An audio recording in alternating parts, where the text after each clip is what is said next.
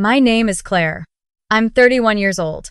And I need to tell you something that still makes my hands shake when I think about it, even now, months after everything fell apart and came back together again. It started on a Tuesday night in October. My husband and I were sitting at the kitchen table finishing dinner. Nothing special, leftover pasta, a half-drunk bottle of red wine, the kind of quiet evening that feels like a gift after a long week. He was telling me about a property deal he'd been working on, and I was only half listening, scrolling through my phone, when my mother called. I almost didn't pick up. She had a habit of calling at dinner time with stories that weren't urgent. But something made me answer. Claire. Her voice was completely flat, not her normal voice. Something underneath it was broken. Mom? What's wrong? Honey. She stopped. Started again. I'm at Mercy General. There was an accident on Route 9 about an hour ago. They're saying they called me because I'm listed as his emergency contact backup. Claire, they're saying Nathan is here. He's in a coma. I actually laughed, a short, confused sound. I looked up from my phone straight across the table at my husband, who was twirling pasta around his fork and raising an eyebrow at me. Mom, that's not possible, I said. Nathan is sitting right in front of me. We're eating dinner. She didn't say anything for a moment. Then, very quietly, Claire, please come. I lowered the phone. My husband was watching me now, the fork still in his hand. Everything okay? He asked. My mom is at Mercy General, I said slowly. She's saying you were in an accident. He put the fork down. Something crossed his face, confusion. Maybe, or concern. He reached across the table and took my hand. That's impossible, obviously. But go check it out. You'll feel better once you see it's a mistake, and your mom needs someone with her. I drove to the hospital alone. My husband stayed home because, as he said, it made no sense for both of us to go when there was clearly some mix-up with identities. I told myself he was right. I told myself I'd be back in an hour, laughing about it. I have never been more wrong about anything in my life. My mother was standing near the emergency desk when I walked in, and she looked like she'd aged 5 years in one evening. She grabbed my arm without saying a word and walked me down a hallway that smelled like antiseptic and recycled air. She stopped outside a glass partition, and she pointed. The man in the bed was connected to monitors. There was a bandage across the left side of his head. His hands were resting on top of the sheet. On his left hand was a silver wedding band, the same one I'd picked out at a small jeweler in Portland 3 years ago. The same slight curve to the fingers. The same faint scar on the knuckle from where he'd caught his hand on a fence post the summer before we got married. I pressed my palm flat against the glass because I needed to feel something solid. The man in that bed was my husband, and my husband was at home eating pasta. The doctor came and spoke to me gently. He'd been found unconscious on the roadside. No other vehicles involved. His wallet identified him. He had no phone. His injuries were serious but stable. They expected him to remain unconscious for at least several days. I stood there nodding while the doctor spoke, but I wasn't processing any of it. I was doing the math over and over, and the math kept coming out impossible. I had left a man I called my husband sitting at my kitchen table 40 minutes ago. He had squeezed my hand. He had told me to drive safe. I went outside and called the man at home. He answered on the second ring. How is she? Is your mom okay?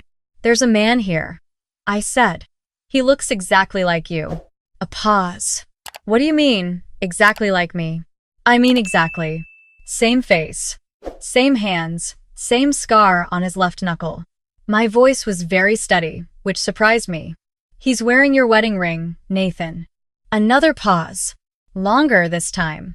Claire, there are people who look alike. It happens. You're stressed, and the lighting in hospitals is terrible. Come home. He has your ring. Rings look alike too. His voice was patient. Warm. Familiar. Sweetheart, come home. We can call the hospital in the morning and get this sorted out. I went back inside. I sat beside my mother for 2 hours, staring at the man in the bed, searching every visible inch of him for something that would tell me he wasn't Nathan.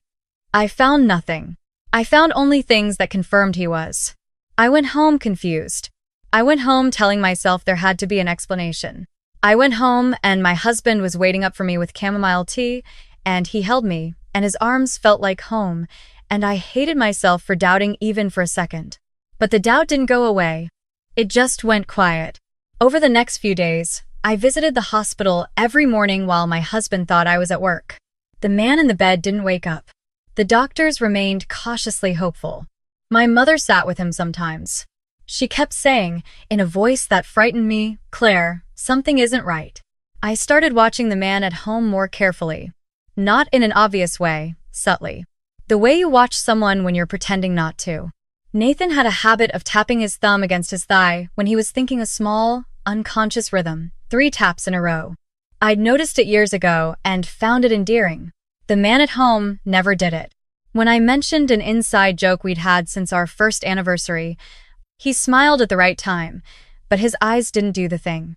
Nathan's eyes always did that slight crinkle that happened before the laugh came. He knew the facts of our life. Dates, names, places. But the texture was slightly off, like a song you love being played in a different key. I told myself I was imagining it because I wanted there to be something wrong. Because it was easier than accepting that 2 identical men existed and I couldn't explain it. Then my sister called. She doesn't live locally, she's 2 states away, and we talk maybe twice a month. So when her name appeared on my phone on a Wednesday afternoon, I stepped into the backyard to answer. "I need to ask you something weird," she said, "and I need you not to dismiss me immediately." "Okay. Has anything strange been happening with Nathan lately? Like, in the last few weeks?" I sat down on the back step. "Why?" "Because I've been going through some old stuff. You know how I've been organizing Mom's photos, and I found something. I found a picture from before you and Nathan got together. A photo of him at some family thing of yours." She paused. "Claire, there's another man in the background of that photo. And he looks exactly like Nathan, not similar." "Exactly." My entire body went cold. She sent me the photo. It was taken at my cousin's graduation party, years before I'd even met Nathan. There was Nathan or someone who looked exactly like Nathan standing at the edge of the frame, slightly apart from everyone, wearing clothes I'd never seen, watching the party from a distance. I had no memory of him being there. I called the hospital. I asked the nurse on duty if the unconscious man had been carrying any identification beyond his wallet. She said no, but that a few personal items had been bagged, including, she mentioned, a folded piece of paper found in his jacket pocket. I drove over that afternoon. The piece of paper was a handwritten note, addresses, dates, times. And at the top, in Nathan's handwriting, 2 words that made no sense. "He knows." My hands were shaking when I photographed it and put it back. I didn't go home right away. I drove to a coffee shop and sat for an hour trying to think clearly. I needed to understand what I was actually dealing with before I did anything that couldn't be undone. Because if the man in my house was not my husband, then he knew exactly what he was doing. He had access to everything: our accounts, our home, my trust. Any wrong move on my part, and I might lose the only leverage I had, which was that he didn't know I suspected him. That evening, I cooked dinner and I smiled and I laughed at his jokes, and I felt like I was performing in a play I hadn't auditioned for. After he fell asleep, I opened his side of the closet. Nathan always kept a particular jacket, olive green, from a hiking trip we took in Vermont, at the very back of the closet, in a dry cleaning bag. He never wore it anymore, but he refused to donate it. "It's where I keep things I don't want to lose," he'd told me once, and I thought that was sweet without really thinking about what it meant. The jacket was there, but it was pushed to one side, and a different coat, dark gray, unfamiliar, was hanging in its place. I checked the pockets of the gray coat. Empty. I checked the inside pocket. A folded card, the kind you get from a hotel key. On the back, written in small, careful printing, Unit 4, Blue Storage, Lake Road. I photographed it and put it back exactly as I'd found it. The next 3 days were the longest of my life. I kept everything completely normal. I asked him questions about our past in ways that seemed casual, mentioning a restaurant we used to go to, a song that played at our wedding, small private moments that only Nathan would know. He passed most of them, but twice he hesitated in a way that lasted a half-second too long, and both times he recovered by laughing and saying something like, "I've been so exhausted lately, I can't keep anything straight." And I nodded and moved on and filed it away. On the fourth day, I drove out to Lake Road. It was a commercial strip on the edge of town, a storage facility, a laundromat, a gas station. I found the blue storage units in the back. Unit 4 had a padlock. I didn't have a key, but the manager's office had a security camera pointed at the entrance, and when I went in and told the man at the desk that my husband stored some important documents there and I'd locked myself out, he pulled up the access log without much hesitation. The unit had been accessed 6 times in the past 2 months. The registered name on the account was not Nathan's. The name was Owen Carr. I wrote it down and drove straight to my mother's house, and for the first time since this started, I told her everything. Not the version where I minimized it to avoid sounding irrational. All of it. The graduation photo. The note in the unconscious man's jacket. The gray coat, the storage unit, the name. My mother is a practical woman. She didn't panic. She said, "We need to understand who Owen Carr is before you do anything else." We sat at her kitchen table and searched the name. It took less than 20 minutes to find him. Owen Carr, 34 years old, originally from Baton Rouge, Louisiana. And in a local news article from 3 years before, there was a photo. I had to put the phone down and breathe. Owen Carr looked exactly like my husband, not similar. Exactly. The same face, same build, same coloring. The article was about a civil case, a disputed inheritance from a man named Gerald Carr, who had apparently fathered children with more than one woman. Nathan's legal last name. Nathan, who had grown up believing he was an only child because his father left when he was 2. They were half-brothers. Nathan had never known Owen existed. But Owen, clearly, had known about Nathan. I sat there at my mother's table, and the shape of the whole thing became visible to me at once. Owen had found out about Nathan, about us, about the property Nathan had inherited from his grandfather, about the business interests Nathan had been quietly building.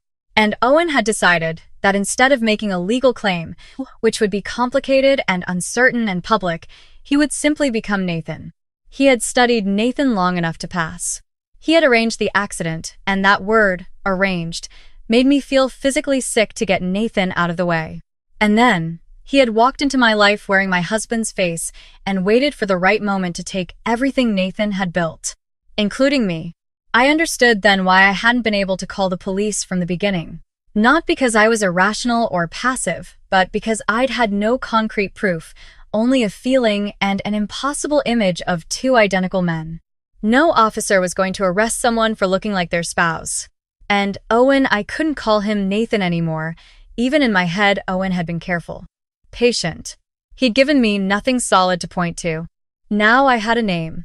Now I had a storage unit. Now I had a connection. I called a lawyer that night.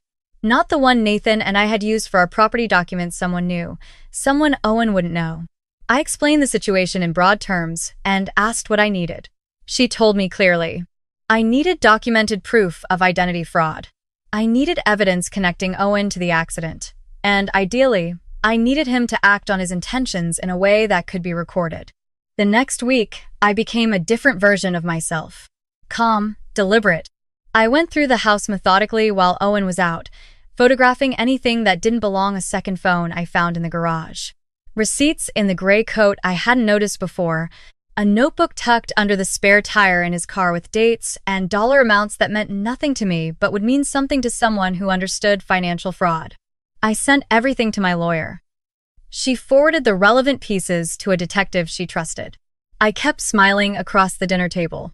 The real Nathan woke up on a Thursday morning, 10 days after the accident.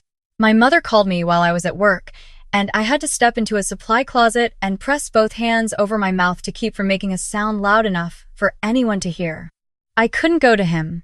Not yet, because Owen didn't know Nathan had woken up, and I needed it to stay that way for a few more days.